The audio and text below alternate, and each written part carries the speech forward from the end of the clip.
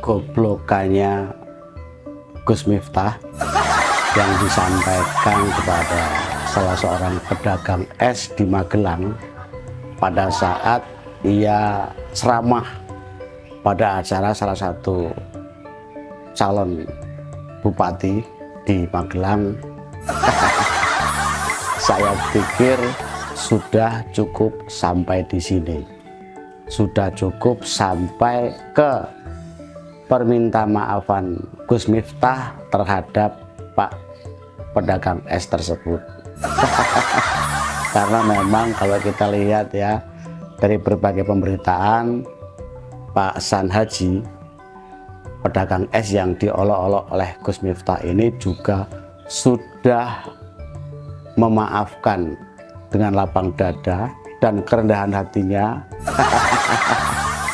Sudah memaafkan Gus Miftah, tetapi para netizen tidak berhenti sampai di sini.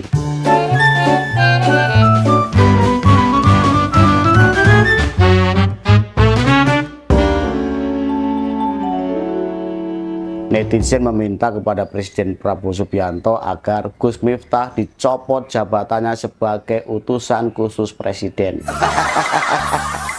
Karena memang kita semua tahu ya, selain seorang dai kondang yang mestinya menjadi panutan dan teladan banyak orang, Gus Miftah ini ditunjuk oleh Presiden Prabowo Subianto menjadi bagian dari Kabinet Merah Putih, yaitu sebagai utusan khusus Presiden.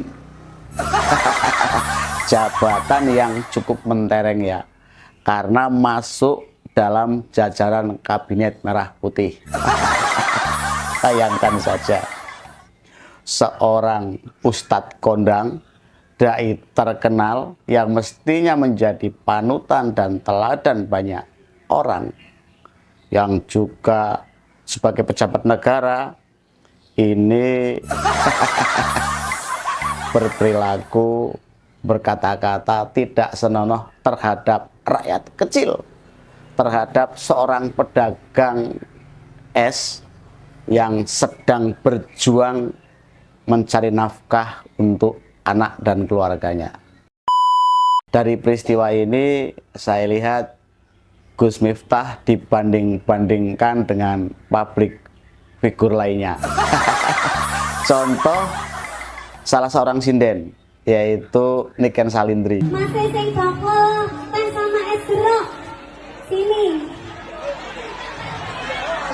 Itu totalnya berapa semua? 100.000. Oke. Semuanya boleh ambil itu ya. Yang mau ambil aja.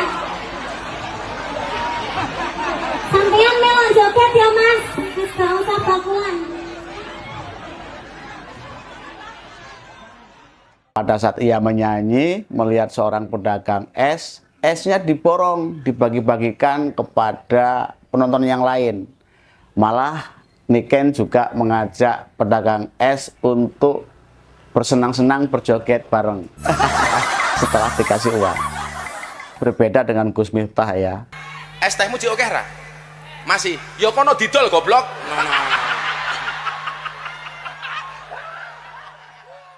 Bukannya dibeli, bukannya diberikan semangat, justru malah diolok-olok dan disebut goblok.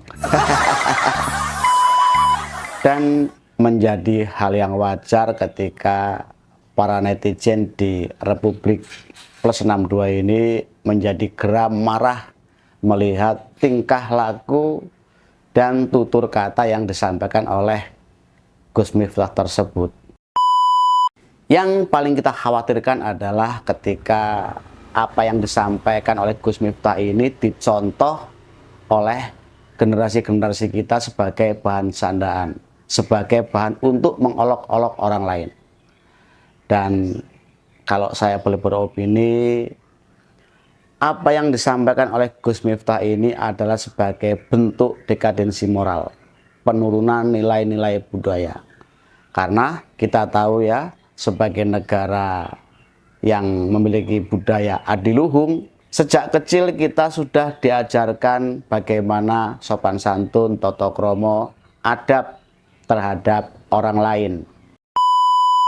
Berperilaku sopan itu tidak hanya kepada orang yang lebih tua, tetapi kepada orang yang sejajar dengan kita, dengan orang yang di bawah kita, itu juga kita harus berperilaku sopan santun. Tidak boleh menghina orang, tidak boleh mengejek orang, apalagi seorang ustadz yang ini menjadi guru, panutan, teladan banyak orang.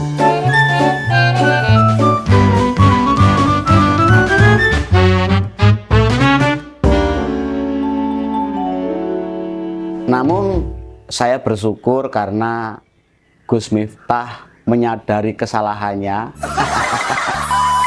Kita tidak bisa bayangkan apabila para warga netizen ini tidak ikut memviralkan apa yang dilakukan oleh Gus Miftah terhadap Pak penjual es teh, mungkin belum tentu ya Gus Miftah meminta maaf kepada Pak pedagang es itu. Tapi setelah viral dan mendapat teguran keras dari sekretaris kabinet, Gus Miftah langsung meminta maaf. Dan ia menyadari bahwa apa yang dilakukan itu adalah salah, tidak boleh dicontoh oleh siapapun.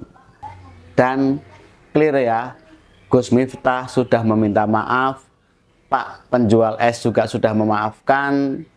Tentu saja kita sebagai masyarakat juga ikut memaafkan.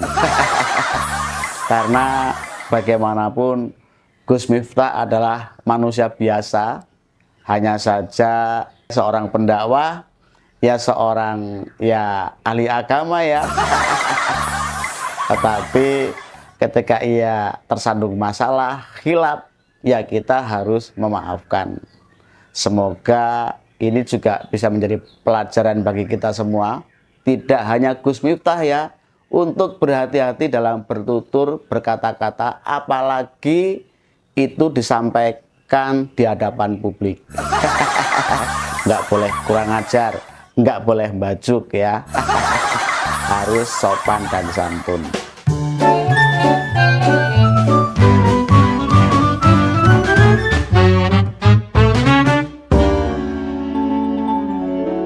Es tehmu Cik oke ra? Masih, ya kono didol goblok.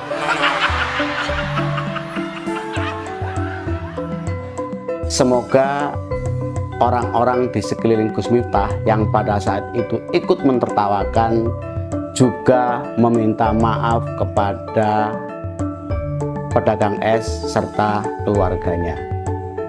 Karena bagaimanapun Pak San Haji ini adalah manusia seperti kita semua yang punya perasaan. Dan cara mencari uang Pak San Haji dengan berjualan es ini jauh dari yang namanya korupsi, kolusi, dan nepotisme. Jelas ya.